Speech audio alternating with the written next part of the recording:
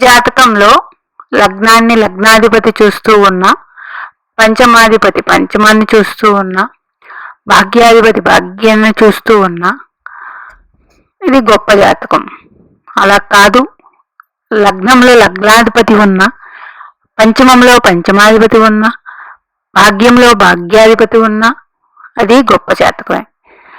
ఇలా ఉండి వేరొక శుభగ్రహంతో చూడబడుతూ ఉంటే ఇంకా గొప్ప జాతకం.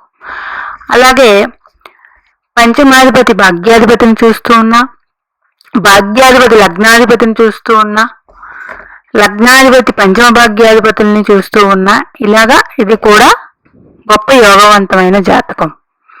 ఇలా ఉండడం వల్ల వీరికి ధైర్య సాహసాలు, తెలివితేటలు, భాగ్యము, పూర్వపుణ్యము, అదృష్టము, అన్ని రకాల యోగాలు ఉంటాయి.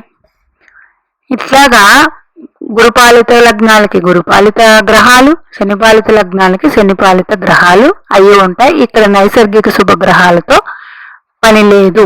మీకు కానీ ఇలా ఉందేమో చూసుకోండి.